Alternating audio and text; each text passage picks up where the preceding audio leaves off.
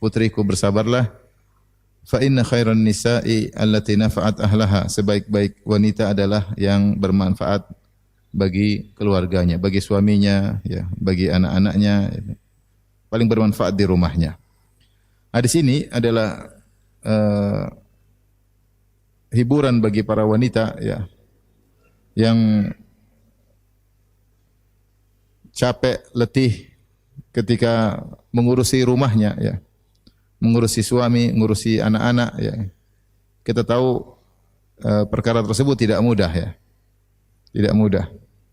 Mengurusi rumah susah, ya, bersih-bersih rumah, kadang masak, nyuci, ya, sapu-sapu, ya. Kemudian ngurusin anak-anak apalagi, ya. Belum kalau anaknya aktif, lari sana, lari ke sini, ya. Yang satu nangis, yang satu lempar sana, lempar sini, yang satu banting-banting. Ini berat, ya. Anaknya masih kecil berat, sudah besar juga berat, ya. Belum mengawasi anak-anak.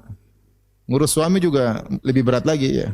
Kadang suami suka ngomel, kadang suami pingin dimanja, ya. Pingin diajak ngobrol, pingin diperhatikan, ya.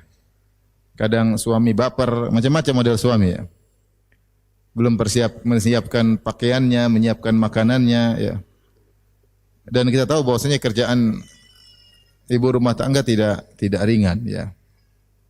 Maka ketika datang hadis ini, ya, memberi hiburan bahwasanya semua keletihan, rasa capek, keringat yang bercucuran, ya, mungkin letih dalam berfikir, ya.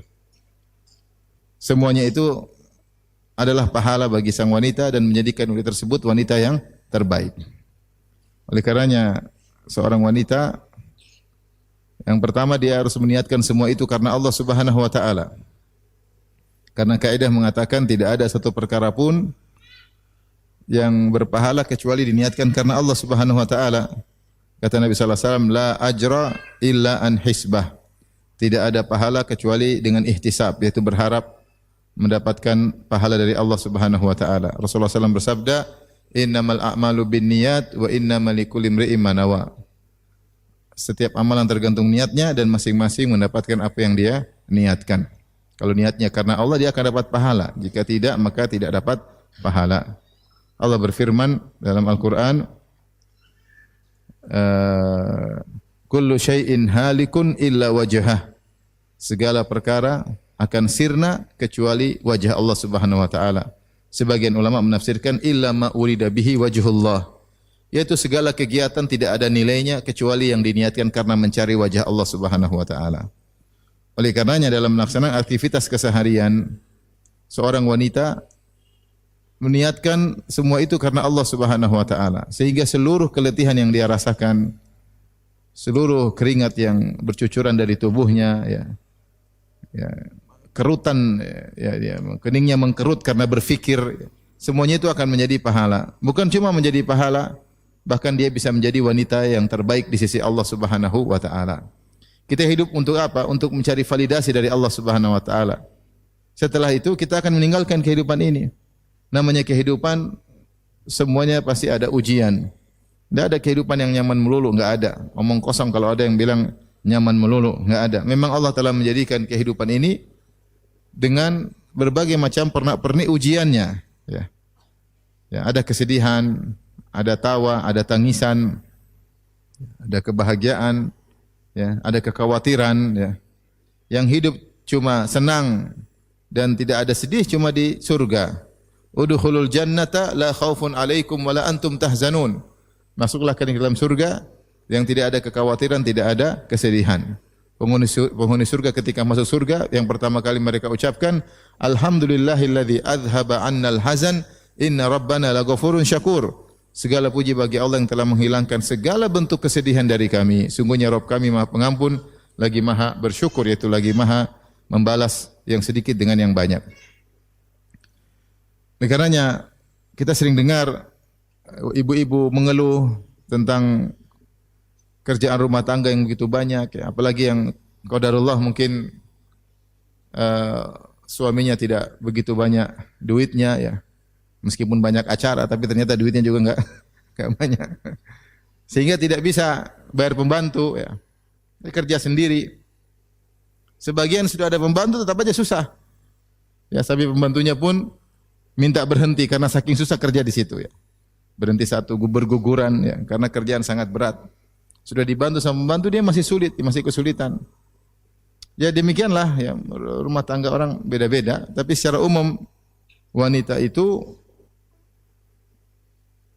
punya banyak kegiatan dalam rumah. Makanya kalau mau dikatakan wanita yang sukses, inilah wanita yang sukses.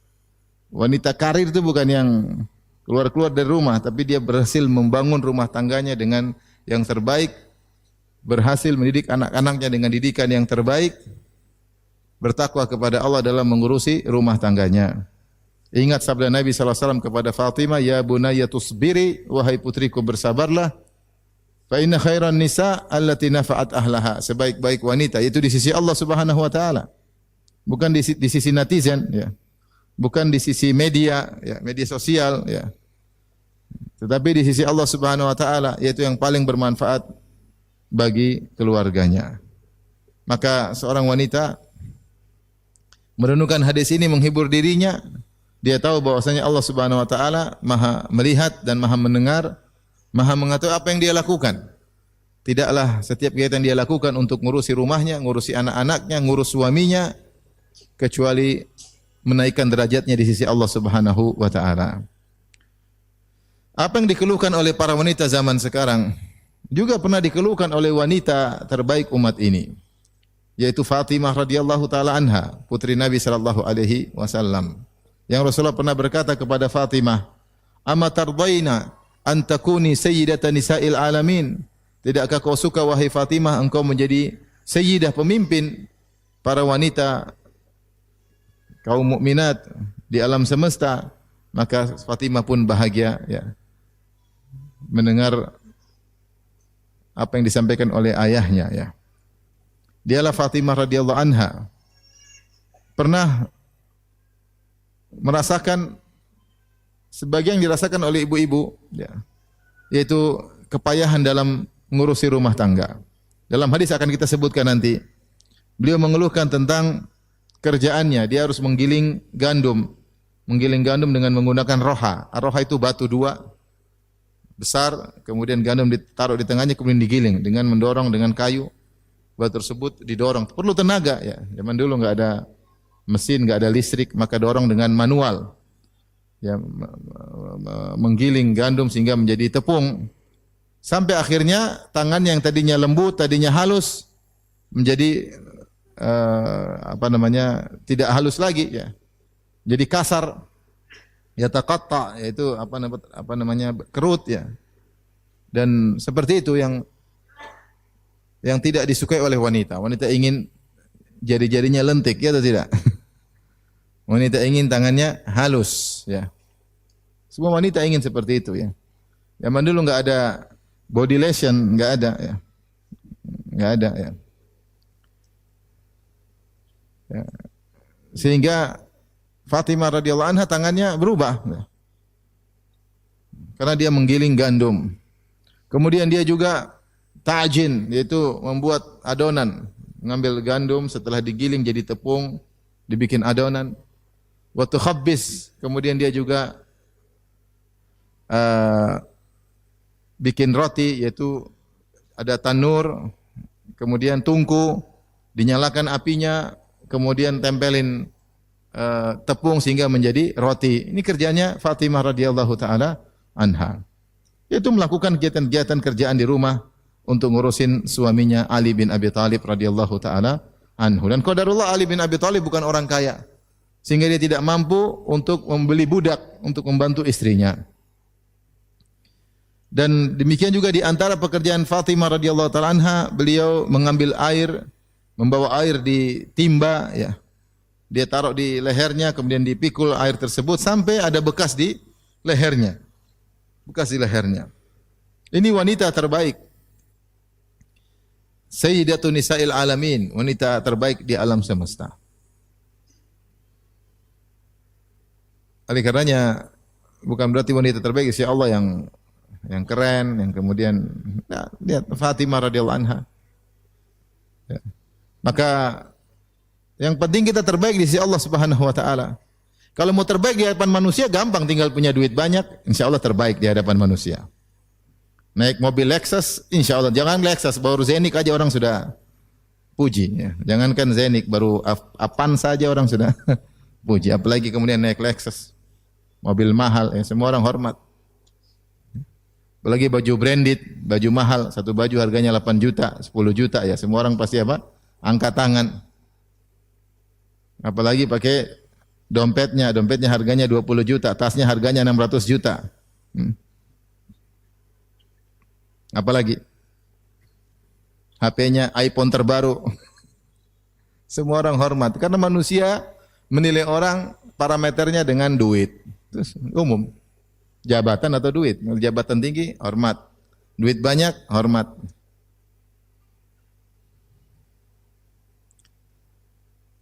Tapi kalau kita mencari validasi dari Allah Subhanahu wa taala, bukan begitu caranya. Tidak harus jadi orang kaya. Tidak harus jadi wanita cantik, tidak harus. Semampunya kita bertakwa kepada Allah. Di antaranya dengan mengurusi kegiatan rumah tangga. Fatimah radhiyallahu anha sampai mikul air, taruh di lehernya, ngangkat timba sampai kemudian lehernya ada bekasnya. Kemudian beliau menyapu rumah sampai bajunya penuh dengan debu. Dan beliau nyalakan api sampai bajunya tidak rapi lagi karena terkena asap. Dan beliau ditimpa dengan kesulitan.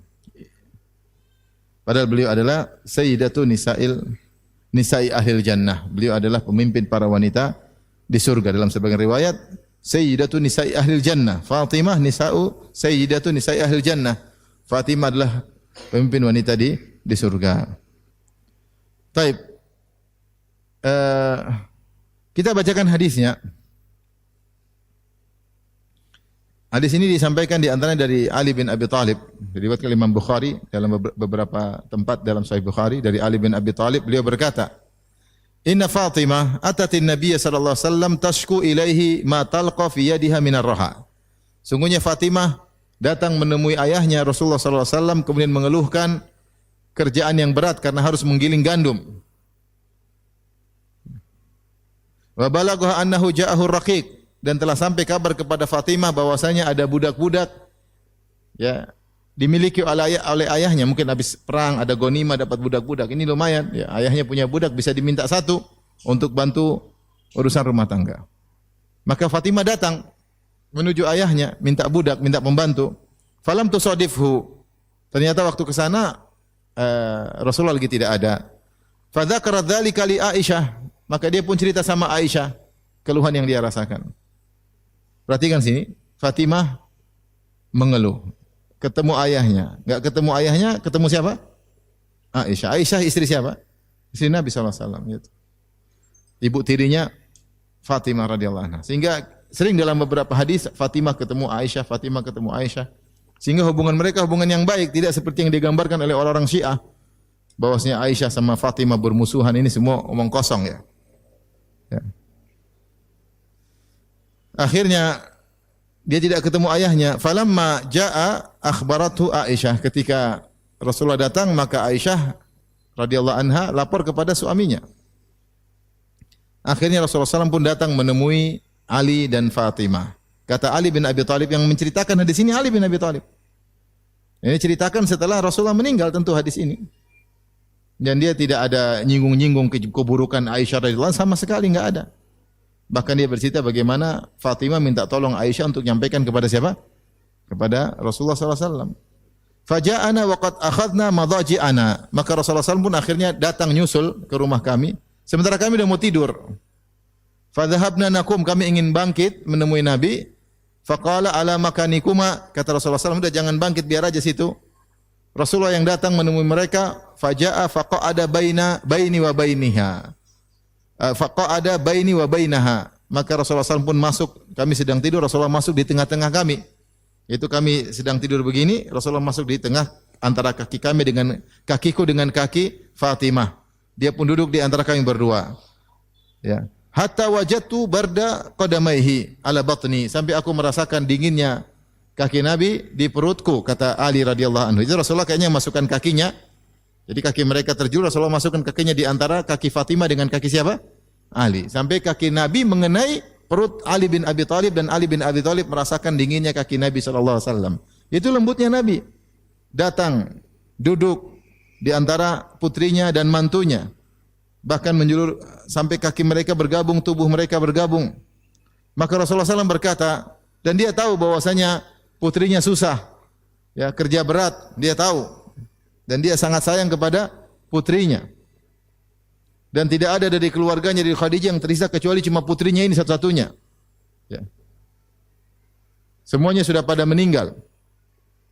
Sampai Fatimah dijuluki oleh para sahabat, kunyahnya adalah Ummu Abiha, ibu ayahnya. Kenapa Fatimah disebut ibu ayahnya? Karena dari keluarga Khadijah semua tidak ada yang tersisa kecuali Fatimah. Sehingga Fatimah itu seperti mengurusi ayahnya, menggantikan posisi ibunya Khadijah. Sehingga dia diberi gelar dengan Ummu Abiha, ibu ayahnya sendiri. Makanya dalam riwayat ketika Rasulullah SAW terluka dalam perang Uhud, siapa yang ngurusin? Yang ngurusin Fatimah. Yang merawat Nabi SAW Fatimah. Jadi bagaimana kasih sayang Nabi kepada Fatimah luar biasa, tidak usah diragukan. Inilah satu-satunya putrinya yang tersisa dari Khadijah radhiyallahu taala anha, dan semua anak-anak Nabi meninggal kecuali siapa? Fatimah. Kira-kira kalau kita anak meninggal semua tinggal satu, kita sayang atau tidak? Sayang, kita mungkin sangat semanja-manjanya. Minta apapun kita kasih. Tapi Nabi tidak demikian. Nabi kalau mau kasih pembantu 100 Nabi bisa kasih Fatimah. Dia sering perang, menang perang, banyak ghanimah. Tapi enggak. Putrinya datang mengeluh, sakit ini, baju kotor, bau asap. Tapi apa kata Rasulullah SAW? Mengajarkan zuhud kepada keluarganya. Kata Rasulullah SAW, ala adullukuma ala khairin mimma sa'altuma. Maukah aku tunjukkan kepada kalian berdua yang lebih baik dari apa yang kalian berdua minta? Nanti dalam riwayat bukan cuma, jadi permintaan ini bukan cuma idenya Fatimah, tapi juga dari Ali bin Abi Thalib. Karena Ali bin Abi Thalib juga merasakan kesulitan. Maka Rasulullah mengatakan, maukah aku tunjukkan kepada kalian berdua suatu perkara yang lebih baik daripada yang kalian berdua minta? Itu kalian berdua minta pembantu, minta budak. Apakah yang lebih baik daripada budak? Kata Nabi SAW, idza akhadtuma madhaji'akuma, kalau kalian berdua mau tidur, au awaituma ila firashikuma, atau kalian sudah menuju ke tempat tidur kalian, mau tidur, fasabbiha thalathan wa thalathin, maka bertasbihlah 33 kali. Wahmada thalathan wa thalathin, dan bertahmidlah alhamdulillah sampai 33 kali. Wa kabbira arba'an wa thalathin, dan bertakbirlah Allahu Akbar sampai 34 kali. Fa huwa khairun lakuma min khadim, dan ini lebih baik bagi kalian berdua daripada pembantu. Kalau kita bilang anak kita, udah enggak usah pengen bantu, tasbih aja, zikir. Abi ini ada-ada aja. Pembantu suruh ganti dengan apa? Zikir. Tapi mereka berdua tidak protes. Dan mereka benar-benar menerapkan wasiat Fatimah, menerapkan wasiat ayahnya, Ali menerapkan wasiat mertuanya. Sampai Ali tidak pernah lagi meninggalkan zikir ini semenjak Nabi menyampaikan kepada Ali bin Abi Thalib zikir tersebut. Ali bangsa tidak pernah meninggalkan. Sampai ada yang bertanya, ngetes Ali, "Taib, kau enggak pernah meninggalkan waktu perang Siffin? Lagi perang lawan Muawiyah, waktu lagi terjadi perbedaan pendapat sehingga terjadi peperangan." Bahkan kata Ali, bahkan ketika Lailatul Siffin, ketika perang Siffin pun saya tidak meninggalkan zikir ini, subhanallah. Maksudnya di hari yang tegang, hari yang berbahaya, dia juga mau tidur tidak melupakan zikir ini. Ali bin Abi Thalib radhiyallahu taala anhu. Jadi yang mengeluh ternyata bukan cuma Fatimah radhiyallahu taala anha, Ali suaminya pun demikian. Dadanya sakit karena dia harus nimba air yang banyak, ya, sehingga dia ceritakan hal ini kepada istrinya. Biasa suami istri diskusi. Suami miskin, istri miskin. Suami miskin, istri apa? Miskin. Sahabat dulu banyak yang miskin. Sahabat yang miskin. Ada yang suaminya miskin. Abdullah bin Mas'ud suaminya dia miskin. Sampai istrinya kalau mau sedekah, kata Abdullah bin Mas'ud, sudah sedekah sama saya aja. Kata istrinya, Zainab namanya. Saya tanya Nabi dulu, ya tanya silakan. Tanya, kata Nabi, benar. Sedekah sama kerabat 2 pahala. Pahala sedekah sama pahala menyambung kekerabatan. Sebab suami miskin. Ini suami istri apa? Miskin. Ali pun radhiyallahu anhu mengeluh tentang dadanya yang sakit. Maka dia pernah bercerita hal ini kepada istrinya Fatimah tentang kondisinya dan rasa letih yang dia rasakan. Dan dia minta Fatimah untuk pergi ke bapaknya minta pembantu. Ali berkata kepada Fatimah pada suatu hari, "Wallahi laqad sanautu hatta laqad ishtakaitu sadri." Sungguh aku sudah sanaut, yaitu sanaut itu kinanya dari saniah ya.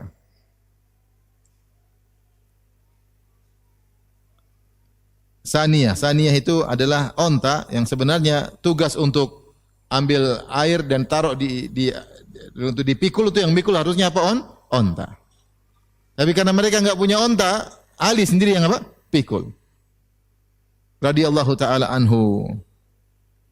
Sehingga dia berkata kepada istrinya, dia mengatakan, "Wallahi laqad sanautu." Demi Allah aku mikul air mulu. Hatta laqad syaqaitu sadri, sampai dadaku sakit. Ali bukannya orang lemes loyo kayak kita, enggak. Dia orang kuat, jagoan.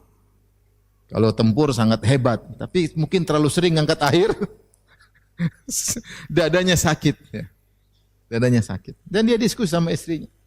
Gak ada masalah, coba kita minta pembantu sama Abi, minta sama ayah. Kata Ali bin Abi Thalib, kasih ide, waqad ja'a Allahu abaka bisabyin. Ayahmu lagi Allah berikan kepadanya banyak budak. Fadhhabi fastakhdimihi. Pergilah ke ayahmu, minta tolong, minta pembantu sama ayah. Siapa yang kasih ide? Ali bin Abi Thalib.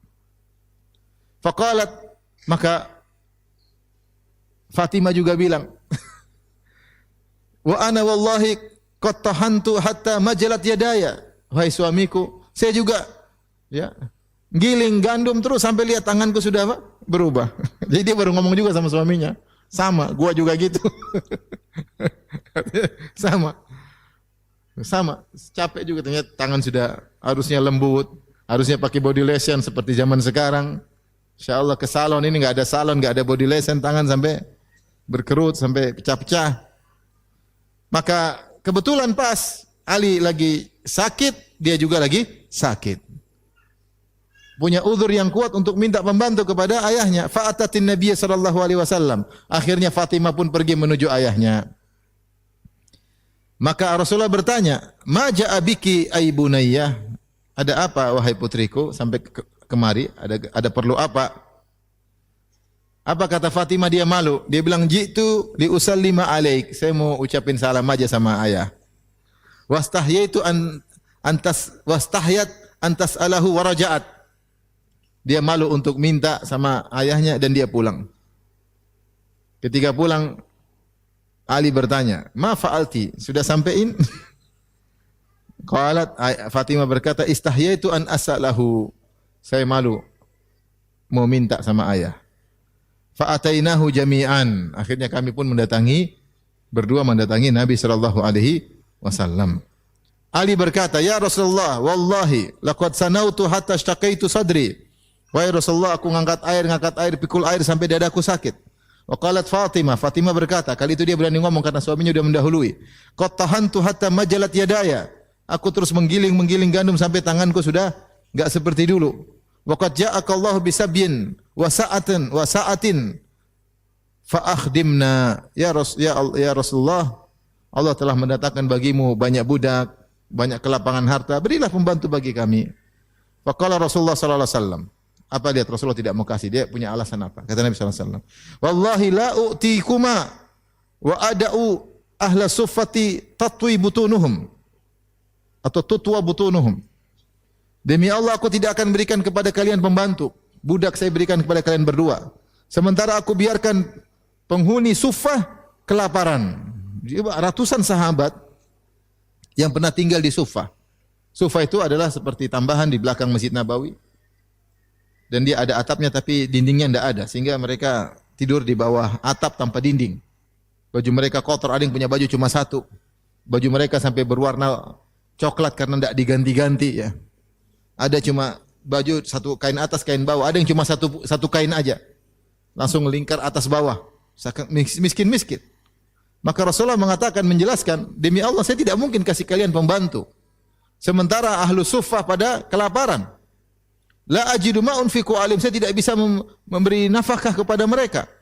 Walakinni abi'uhum wa unfiqu alaihim athmanahum. Saya akan jual budak-budak ini, nanti hasil jualnya saya berikan kepada budak-budak kepada ahlu suffah. Faraja'a, mereka berdua akhirnya apa? Pulang, enggak dapat pembantu. Rasulullah SAW pun akhirnya mendatangi mereka berdua. Fa'atahuman Nabi sallallahu alaihi wasallam wa qad dakhala fi qatifatihima. Maka Rasulullah SAW mendatangi mereka berdua sementara mereka berdua sudah pakai selimut, sudah mau tidur. Begitu ya. Jadi suami istri kalau tidur selimutnya satu. Jangan suami selimut sendiri, istri selimut apa? Sendiri. Ini enggak benar ini. Tidak ada cinta kasih di tempat tidur. Selimut masing-masing, enggak benar ya. Selimut satu buat berdua. Ini satu selimut sendiri-sendiri, satu pegang HP sendiri-sendiri, ngobrol sendiri-sendiri, tidur sendiri-sendiri. Badan saja di tempat tidur, otak antara timur dan barat. Selimut berdua dong. Waqad dakhala fi qatifatihima, mereka berdua sudah masuk di selimut mereka. Idza ghattat ru'usahuma takashafat aqdamuhuma wa idza ghattaya aqdamahuma takashafat ru'usuhuma. Dan selimut mereka kecil, enggak punya duit. Itu selimut kalau nutup kepala, kakinya kelihatan. Kalau nutup kaki mereka, kepala mereka kelihatan. Padahal namanya Madinah sering musim dingin. Kalau musim dingin maunya selimut nutup semua. Iya enggak? Tapi duit tidak ada. Selimut pun hanya begitu modelnya. Ini maksudnya kita merenungkan bagaimana kehidupan orang-orang termulia yang telah dijamin masuk surga. Kehidupan manusia-manusia terbaik di alam semesta. Hidupnya sederhana, tidak punya pembantu, kerja sendiri, giling gandum sendiri, bikin adonan sendiri, bikin roti sendiri, makan sendiri. Ngurus suami. Belum kalau punya anak-anak dari Ali bin Abi Thalib, ngurus anak.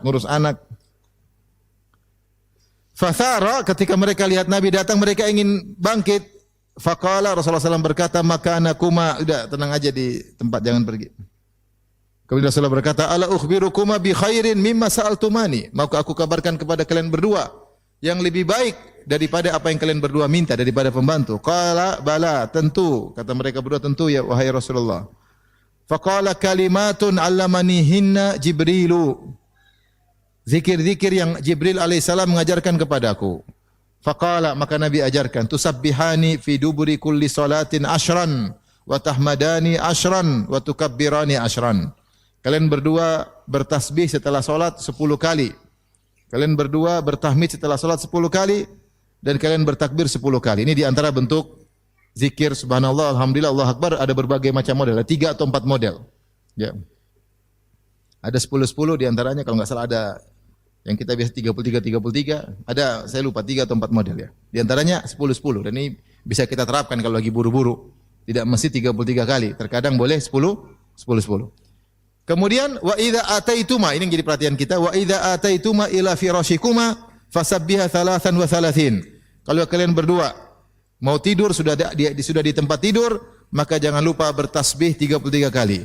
Wahmada, hendaknya kalian berdua mengucapkan alhamdulillah 33 kali. Wa kabbira 34 dan kalian bertakbir 34 kali.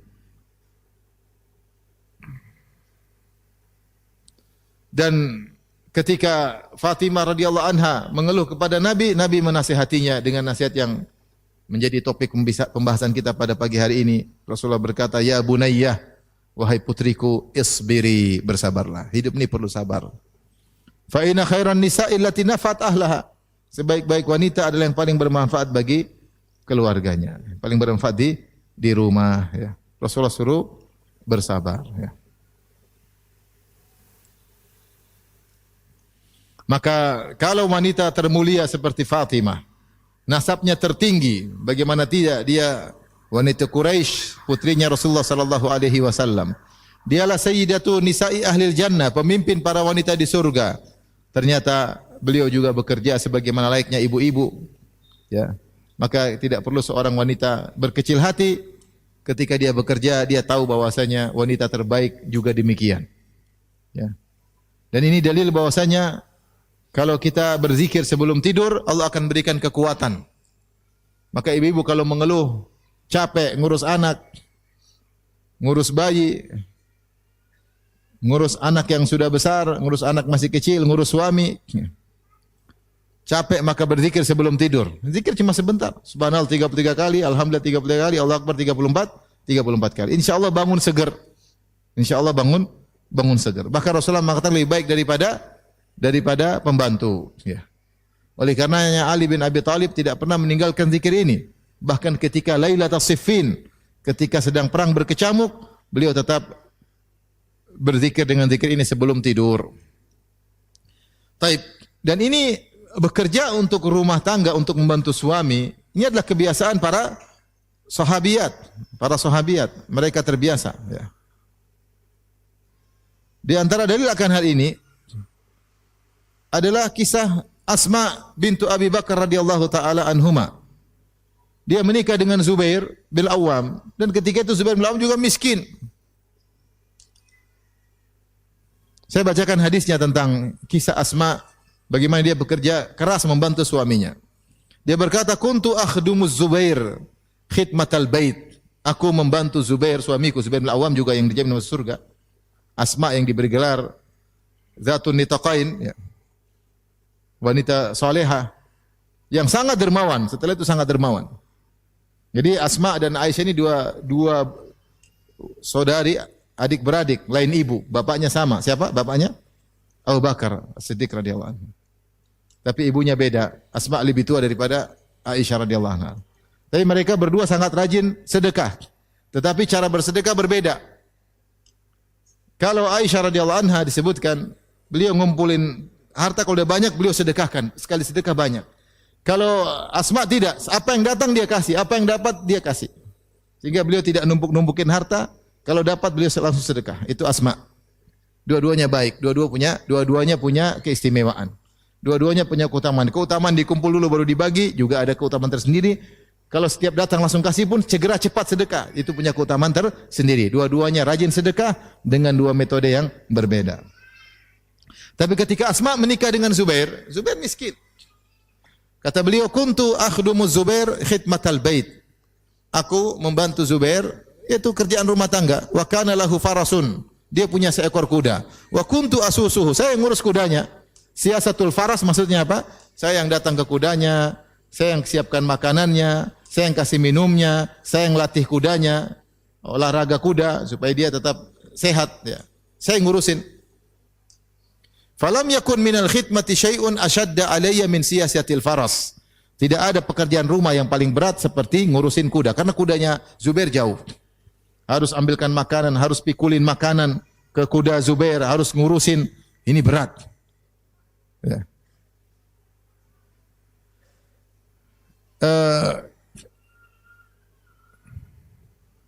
Akhirnya kemudian Nabi memberikan pembantu kepada Asma. Kata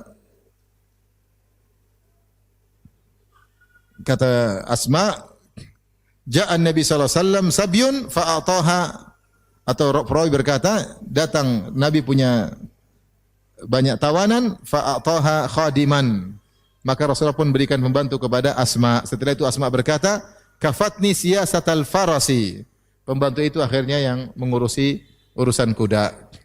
Fa'alqat anni mu'natahu. Akhirnya pembantu itu tadi melepaskan beban urusin kuda gara-gara ada pembantu. Dalam riwayat yang lain,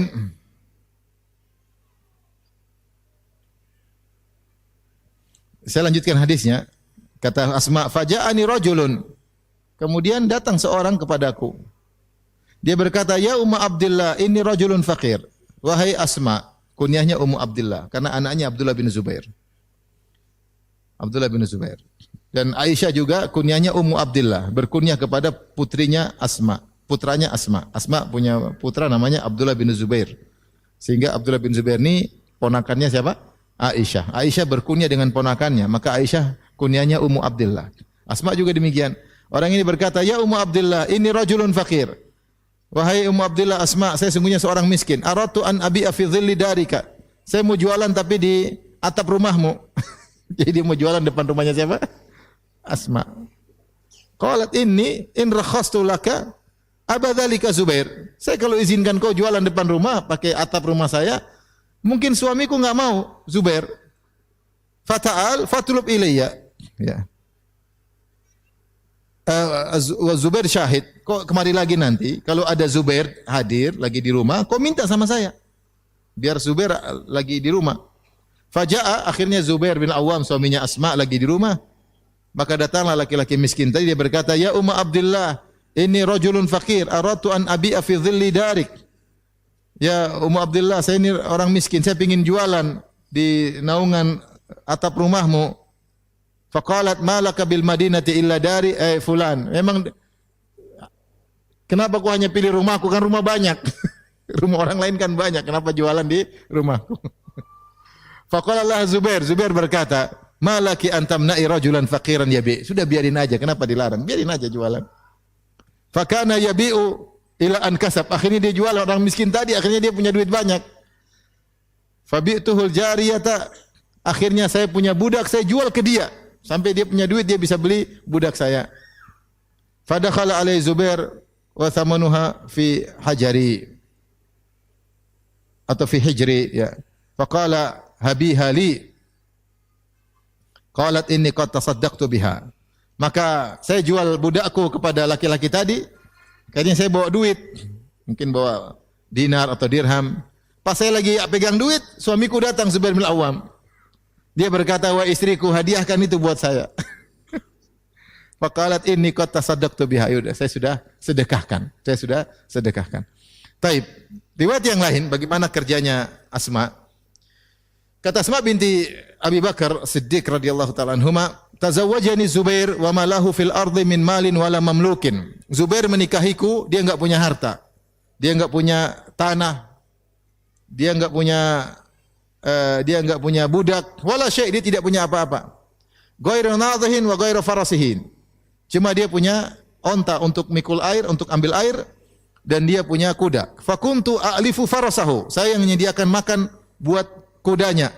Wa astaqil ma, dan saya bawa onta ambil air, taruh ke atas onta, bawa pulang. Itu kerjaannya Asma.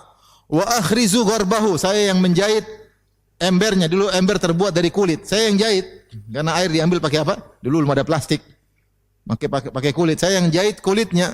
Wa ajinu, saya yang bikin adonan makan. Walam akun uhsinu an akhbizu. Saya dulu tidak pandai untuk panggang roti.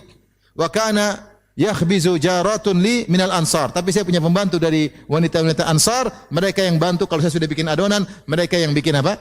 Bikin roti, yang manggang roti. Khawatir kalau kelamaan jadi gosong atau kurang matang, mereka lebih pandai. Wa kunna niswata sidiqin. Mereka adalah teman-teman yang baik, teman-teman yang jujur, teman-teman yang tulus. Wa kuntu anqulu nawa min ardi Zubair allati aqta'ahu Rasulullah sallallahu alaihi wasallam ala ra'si. Saya dulu mikul nawa. Jadi makanan kuda, makanan onta dulu diantaranya adalah biji-biji korma. Biji-biji korma tersebut jadi makanan hewan. Ya, caranya direndam, ya mungkin digerus, kemudian dicampur dengan makanan. Kalau sudah direndam 3 hari jadi lembek, bisa dimakan oleh apa? Hewan. Sekarang sebagian orang Arab juga bikin kopi biji korma. Biji korma diolah, akhirnya di blender jadi bubuk, jadi apa? Kopi apa? Korma. Jadi bukan Americano, jadi Palestino. Banyak jadian ternyata mengandung gizi ini. Dulu makanan hewan. Oleh karenanya ketika Allah menyebutkan atau Nabi menyebutkan, Allah menyebut tentang pohon korma, ya. Wa mathalu kalimatin thayyibatin kasyajaratin thayyibah. Perumpamaan kalimat yang baik seperti pohon yang baik. Ternyata maksudnya adalah pohon korma. Dan Rasulullah SAW berkata, "Inna minasyajari lama barakatuha kabarakatil muslim." Sungguhnya ada sebuah pohon yang keberkahannya seperti keberkahan seorang muslim. Pohon tersebut pohon korma. Ternyata pohon korma itu dari ujung atas sampai ujung akar semuanya bermanfaat. Ini manfaatnya apa? Ini manfaatnya apa? Ini manfaat. Sampai mereka bilang kalau gitu bijinya apa? Bijinya juga manfaat untuk jadi makanan apa? Hewan. Sekarang untuk bikin apa? Kopi. Kopi biji korma. Jadi dia mikul biji korma itu, ya, untuk kasih kuda tersebut. Wa anqulu nawa min ardi Zubair allati aqta'ahu Rasulullah sallallahu ala ra'si. Wa hiya minni ala thulutsai farsakhin. Ya, aku angkat ya biji tersebut dari tanah yang Rasulullah berikan kepada Zubair. Ibnu Hajar mengatakan maksudnya bukan tanah hadiah, tapi tanah itu boleh dikelola. Hasilnya buat Zubair. Tapi bukan milik pribadi Zubair. Saya angkat biji bawa ke rumah mungkin untuk apa namanya? Ngurusin kuda, makanan kuda. Ala thulutsai farsakhin, itu 4 kilo, kira-kira 4 kilo. Satu farsakh kurang lebih 6 kilo, 2/3 farsakh kurang lebih berapa kilo? 4 kilo. Ini jalan, ngangkat kepala. Tidak mengeluh. Kita ini kan wanita penghuni surga, ngapain ngangkat begini? Enggak. Katanya suamiku penghuni surga. Rasulullah berkata, Zubair fil jannah. Zubair bin Awam di surga. Kata Rasulullah SAW, inna likulli nabiyyin hawariyan. Sungguhnya setiap nabi ada penolong yang spesial. Wa inna hawari Zubair bin Awam. Dan sungguhnya penolongku spesial adalah Zubair bin Awam. Jagoan yang hebat. Faji'tu yauman wan nawa ala ra'si. Suatu hari aku datang dari tanahnya Zubair, saya pikul itu biji korma di atas kepala. Jalan kaki. Berapa kilo? 4 kilo. Falakitu Rasulullah sallallahu alaihi wasallam ma'ahu nafarun minal ansar. Rasulullah sedang berjalan naik onta bersama sekelompok orang dari kaum Ansar. Rasulullah lihat kasihan, ini Asma lagi kerja bantu suaminya, ngurusin kuda, ngambil biji korma jadi jauh bawa ke rumah. Maka Rasulullah lihat, Rasulullah ini iparnya. Asma iparnya Nabi atau bukan? Iparnya Nabi kan, istrinya Aisyah. Ini kakak ipar. Fada'ani, maka Rasulullah panggil. Ya. Maka Rasulullah berkata, ikhin, liyahmilani khalfahu, yaitu Rasulullah naik sini, saya bonceng. Rasulullah suruh naik di belakang Nabi untuk Nabi bonceng. Sehingga ini dibahas oleh para ulama. Bolehkah Nabi bonceng wanita padahal bukan tidak halal bagi Nabi? Itu ipar halal atau bukan? Tidak halal. Ya. Ada yang mengatakan kekhususan Nabi sallallahu alaihi wasallam. Ada yang mengatakan saking dekatnya. Tapi intinya kekhususan Nabi sallallahu alaihi wasallam, kata Nabi, silakan naik. Dan lagi pula Nabi tidak sendirian tapi berjalan dengan beberapa kaum Ansar. Memang ini kekhususan Nabi sallallahu alaihi wasallam. Kata Asma ketika disuruh naik dia mengatakan fastahyaitu an asira ma'ar rijal. Sama seperti Nabi mendatangi Ummu Sulaim.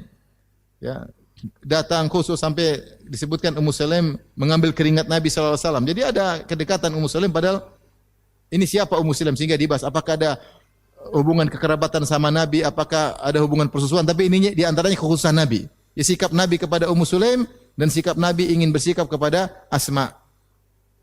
Maka Asma berkata, fasahyaitu an asira ma'ar rijal. Saya malu mau jalan bareng-bareng dengan rombongan lelaki.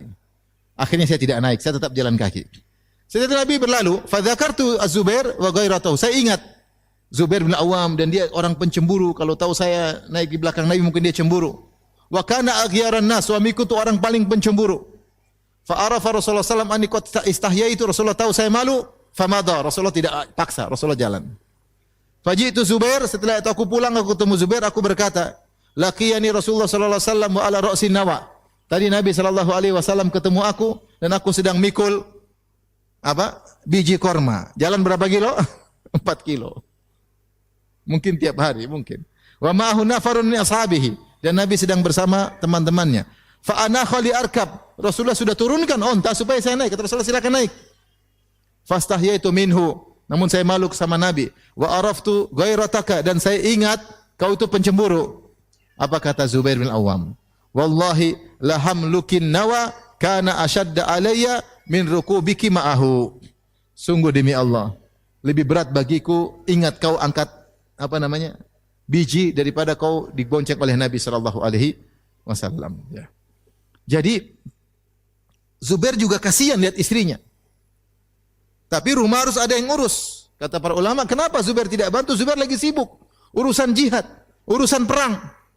Rumah siapa yang ngurus? Dia punya harta kuda, yang ngurus istrinya. Dia juga kasihan lihat istrinya ngangkat apa? 4 kilo. Ya. Angkat berat-berat jalan 4 kilo, ini wanita mulia, bapaknya Abu Bakar As-Siddiq, bukan sembarangan. Ada iparnya istri Nabi sallallahu alaihi wasallam. Tapi ya bagaimana? Dia bilang, lebih berat bagiku ingat kau angkat ini daripada kau angkat biji korma daripada kau dibonceng oleh Rasulullah SAW. Hatta arsala ilayya Abu Bakrin ba'da dzalika bi khadimin takfini siyasatal faras fa ka'annama a'taqani. Sampai akhirnya ayahku ngirim buat aku pembantu. Yang akhirnya pembantu tersebutlah yang ngurusin kuda. Seakan-akan Abu Bakar telah memerdekakan aku dari perbudakan. Maksudnya kerjanya berat. Maksud saya, inilah wanita yang salehah yang tahu bahwasanya suaminya punya pekerjaan. Dia bantu dengan sukarela, ya. Tentu berat-berat. Siapa yang tidak berat? Aisyah, Fatimah aja ngeluh. Lihat kata Asma, sampai aku seakan-akan dimerdekakan. Berarti berat selama ini. Tapi dia jalani terus, jalani. Tidak pernah ngomel sama suaminya. Tidak pernah ngomel Fatimah kepada Ali urusan gara-gara urusan tadi. Asma tidak pernah ngomel sama Zubair gara-gara urusan kerjaan tadi. Ngurusin kuda lah, angkat inilah. Kasih makan kuda. Kalau masih makan kucing kan lebih gampang. Ini kuda diurusin, dilatih. Diterwid, dilatih supaya tetap kuat dan macam-macam. Namun inilah kebiasaan para sahabiyat.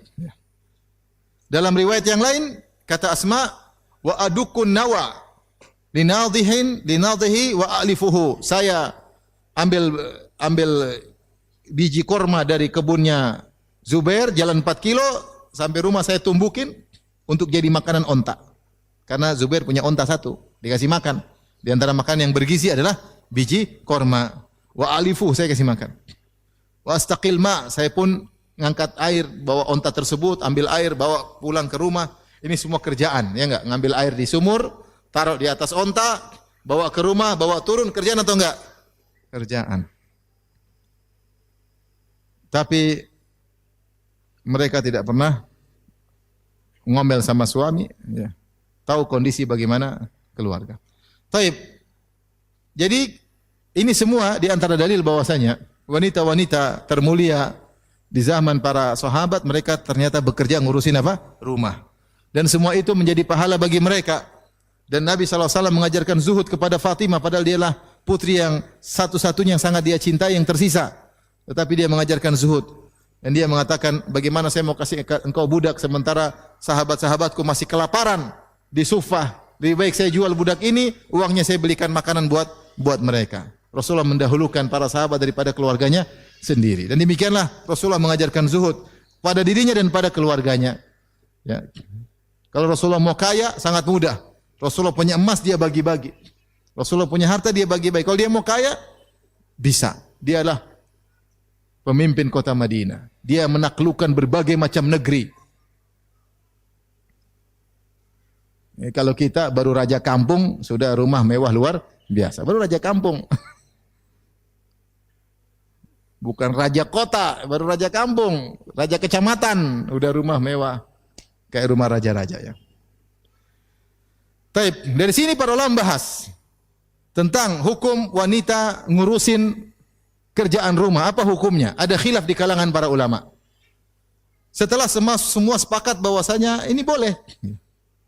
Bahkan zahirnya bahwasanya ini adalah perbuatan yang mulia sebagaimana tadi hadis-hadis yang kita sebutkan, dicontohkan oleh para sahabiat. Maka jumhur ulama ya, mengatakan bahwasanya tidak wajib bagi seorang istri ngurusin kerjaan rumah. Yang wajib bagi istri hanyalah urusan ranjang.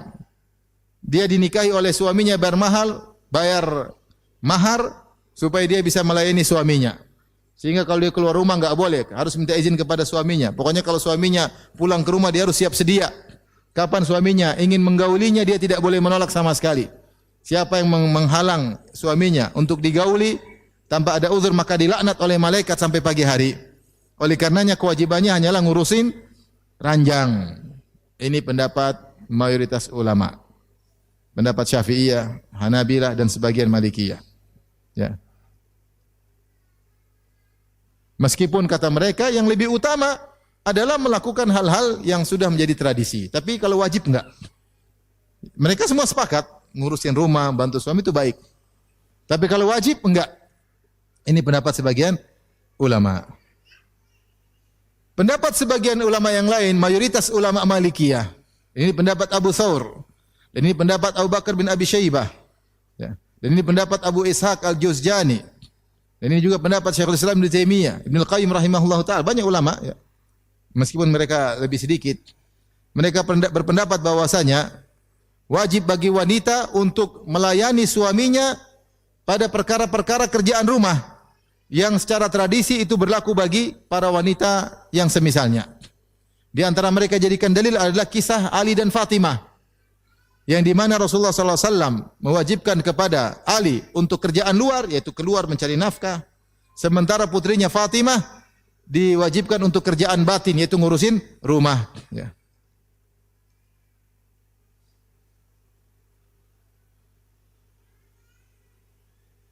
Dan di antara dalil akan hal ini, Rasulullah pernah memerintah kepada istrinya Aisyah radhiyallahu taala anha. Ini juga dijadikan dalil. Suatu hari Rasulullah SAW ingin menyembelih hewan kurban. Maka Rasulullah SAW memerintah istrinya. Dia berkata, "Ya Aisyah tu halummi al-mudiyah." Wahai Aisyah, datangkan, ambil itu, tolong ambil pisau atau golok sini. Saya mau sembelih. Tsumma qala, setelah itu Aisyah ambil golok. Kata Rasulullah, ishhadhiha bihajarin. Asah itu, asah. Aisyah asah. Pakai batu. Dia asah. Berarti Rasulullah perintah Aisyah atau tidak? Kira-kira ngasah pedang. Karena Aisyah ahli, ya sudah Rasulullah suruh. Ini kerjaan. Rasulullah perintahkan. Tsumma akhadhaha. Kemudian Rasulullah SAW pun mengambil setelah diasah oleh Aisyah, Rasulullah gunakan untuk menyembelih hewan tersebut. Jadi maksud saya, ini dalil bahwasanya wanita boleh diperintah oleh suaminya. Buktinya Rasulullah SAW memerintah Aisyah. Demikian juga Rasulullah SAW menyuruh Aisyah untuk mengambil sajadah di masjid. Kata Rasulullah, ambil sajadah di masjid. Kata Aisyah, ya Rasulullah, saya sedang haid. Kata Rasulullah SAW, inna haidataki laysat biyadiki. Haidmu bukan di tanganmu, ambil aja, enggak ada masalah. Artinya tanganmu tidak akan mengotori masjid. Datang ambil sajadah yang ada di masjid, bawa ke sini. Ya Rasulullah perintah. Jadi pendapat yang lebih kuat Allah alam bisawab adalah wanita wajib melakukan kegiatan yang sudah merupakan tradisi di negeri tersebut. Itulah tugas para istri. Itulah tugas para istri, maka wajib bagi dia melakukannya. Saya bacakan perkataan Ibnu Taimiyah rahimahullah taala. Beliau berkata, "Wa tajibu khidmatu zawjiha bil ma'ruf min mithliha li mithlihi." Wajib bagi seorang wanita untuk berkhidmat, itu melayani suaminya dengan yang wajar, yaitu sebagaimana wanita semodel dia untuk lelaki semodel dia. Wa yatanawwa'u dzalika bi tanawwu'il ahwal, dan kewajiban tersebut bervariatif sebagaimana bervariasinya kondisi. Fa khidmatul badawiyyati laisa ka khidmatil qurawiyah. Wanita di desa kewajibannya tidak seperti wanita di kota. Tergantung tradisi masing-masing. Wa khidmatul qawiyyati laisat ka khidmatil dha'ifah. Dan wanita yang kuat tentu kewajibannya melayani suaminya tidak seperti wanita yang lemah. Wa qalahu al-Juzjani min ashabina wa Abu Bakar ibnu Abi Syaibah. Dan ini pendapat al-Juzjani dari kalangan kami, itu kalangan Hanabilah, dan juga Abu Bakar ibnu Abi Syaibah. Dinukil dari Ikhtiarat ya Ibnu Taimiyah rahimahullahu taala. Dan ini juga pendapat Ibnu Qayyim rahimahullahu taala. Beliau berdalil dengan kisah Fatimah dengan Ali. Dan Rasulullah SAW tidak mengatakan, Ali, ini bukan tugas putriku. Enggak. Rasulullah malah, ya sudah, kerja lebih bagus. Kemudian ketika Asma lewat, Rasulullah tahu bagaimana Asma susahnya. Rasulullah tidak bilang, ya tidak wajib, enggak. Rasulullah ya silakan, tetap aja jalan 4 kilo mikul. Rasulullah biarin karena itu kebiasaan tradisi wanita di zaman tersebut. Dan kita tahu bahwasanya seorang laki ketika menikah secara urf, antum kalau menikah sama wanita, kalau dia bilang saya mau nikah sama kamu, saya tidak mau masak, tidak cuci piring, kira-kira antum mau nikahi enggak? Akhi, saya mau nikah, tapi ingat saya ikut pendapat jumhur. Tidak wajib bagi saya masak, tidak wajib bagi saya cuci piring, Wajib saya cuci pakaian, enggak ada urusan ya. Pokoknya saya urusan ranjang, ngerapiin ranjang. Antum mau nikahin enggak? Enggak lah, cari yang lain aja. Menunjukkan bahwasanya ketika seorang laki menikah dengan wanita sudah sama-sama tahu, terutama di tanah air, bahwasanya kalau menikah wanita tersebut akan bekerja sebagaimana wajarnya wanita-wanita yang lain. Dan dalam kaidah al-ma'rufu urfan kal masyruti syartan, perkara yang sama-sama diketahui kemudian diakadkan meskipun tidak dilafalkan tapi sama-sama tahu, itu seakan-akan persyaratan. Contohnya begini. Kita beli mobil di suatu dealer misalnya. Nanti dia yang antar, enggak usah ngomong, sudah sama-sama tahu setiap beli pembelian mobil di dealer nanti dia apa? Nganterin. Ya sudah, meskipun dalam akad tidak ditulis dia bakalan ngantar, meskipun tidak diucapkan, meskipun tidak dituliskan, tapi karena sama-sama tahu, maka itu sudah menjadi syarat yang tidak tertulis. Al-ma'rufu urfan kal masyruti syartan. Suatu yang sama-sama urf diketahui seperti persyaratan meskipun tidak ditulis. Sama kalau kita menikah dengan seorang, kita sama tahu namanya kita mau menikah, kita istri kita yang masakin, yang cuci piring, cuci pakaian secara umum itu. Beda kalau istri kita suruh ngurusin ibu kita, itu enggak. Tidak wajib. Karena secara pekerjaan rumah tangga itu bukan urusan apa? Istri. Jadi Allah alam bisawab, pendapat yang lebih kuat, pendapat sebagian ulama bahwasanya mengerjakan pekerjaan rumah hukumnya adalah wajib bagi para wanita, dan kalau kita bilang hukumnya wajib, pahalanya lebih besar. Kalau kita bilang hukumnya wajib berarti pahalanya lebih apa? Besar, karena wajib lebih besar daripada sunnah. Subhanallah, kalau kita ikut pendapat jumhur Rasulullah mengatakan wanita tidak wajib kerjaan rumah. Kalau dia lakukan ini lebih utama, tapi tidak wajib. Sama jumhur sebaliknya mengatakan tidak wajib bagi suami untuk memberi pengobatan kepada istrinya. Kalau istrinya sakit tidak wajib berobat sendiri. Ini pendapat jumhur. Ya, punya istri kerja enggak wajib. Saya pilih pendapat jumhur. Waktu dia sakit, rasakan sana. Saya enggak enggak wajib bagi saya ngurusin kamu sakit. Kalau ikut jumhur tidak wajib, mesti sakit ya sudah. Dia enggak bisa ngelayani, selesai. Enggak ada kasih nafkah, enggak bisa ngelayani, selesai. Nafkah saya ada timbal baliknya, layani saya. Tidak melayani, mohon maaf, tidak ada nafkah. Kalau kita mau ikut benar-benar perkataan sebagian fuqaha, letterlek seperti itu, plek-plek. Tapi kenyataannya semua orang sekarang tahu namanya ngurusin istri wajib. Kalau dia sakit kita yang ngobatin. Kalau ikut jumhur, kita telepon mertua, Pak mertua istri sakit, anakmu sakit, ambil. Nanti kalau sembuh bawa lagi sini. Ini pendapat jumhur boleh, pendapat jumhur boleh begitu. Tapi kita tidak setuju. Oleh karenanya yang benar, sebagaimana wanita wajib mengurusi rumah tangga secara wajar, lelaki juga ngurusin wanita secara wajar, wajib baginya. Wallahu a'lam bishawab. Ini yang saya ingin menyampaikan kepada para ibu yang dirahmati Allah Subhanahu wa taala. Memang capek ngurusin anak-anak ya. Kita tahu sendiri bagaimana istri kita ngurusin apa? Anak-anak. Bagaimana istri kita capek ngurusin kita, apalagi kita rewel. Maunya begini, maunya gini, maunya ini. Saya pingin makan nasi goreng, enggak pakai kecap, telurnya setengah matang ya, pokoknya. Setengah matang, garamnya sekian, sambalnya sekian ya. Telurnya taruh di tengah piring, jangan di pinggir. Istri capek bikin gini. Saya pingin makan sebelum duhur. Saya dulu bilang istri saya begitu, Abi makan sebelum duhur, enggak mau setelah duhur. Saya harus siap sebelum duhur. Sebelum Abi ke masjid, Abi makan dulu. Jadwal perut makan sebelum apa? Duhur, saya siapin. Berat istri ngurusin suami ya. Tapi kalau dia tahu ini adalah kewajiban, dia tahu ini berpahala dan ini cara meraih untuk menjadi terbaik di sisi Allah Subhanahu wa taala. Dia ikhlaskan segala kegiatannya, dia niatkan karena Allah Subhanahu wa taala, semua keletihan, semua kecapean, semua sakit badan, semua keriput-keriput di ini semua jadi pahala. Semua jadi apa? Pahala. Maka dia meraih keterbaikan di sisi Allah, di antaranya dengan menjadi terbaik bagi rumah tangganya, terbaik bagi suaminya, ngurus suaminya, terbaik bagi anak-anaknya, terbaik bagi urusan rumah. Sapu-sapu rumah, ngerapiin rumah, suami pulang lihat rumah bersih, nyaman. Suami pulang lihat anak-anak sudah bersih, sudah rapi, langsung dipeluk, dicium. Istri juga sudah rapi.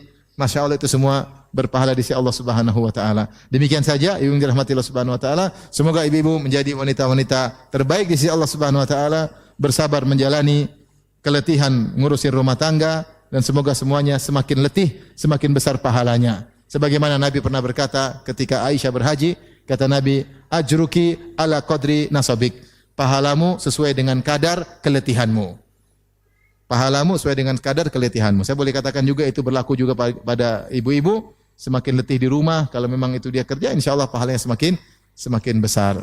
Apalagi dia berbuat baik tersebut, masalahnya sangat besar, menyiapkan generasi terbaik itu anak-anak dan menjaga suami ya dengan dilayani maka suami betah di rumah sehingga dia tidak berpikiran macam-macam. Wallahu taala alam bisawab. Tapi demikian saja kajian kita, insyaallah kita lanjutkan pada kesempatan yang lain. Subhanakallah bihamdik asyhadu an la ilaha illa anta astaghfiruka wa atubu ilaik. Assalamualaikum warahmatullahi wabarakatuh.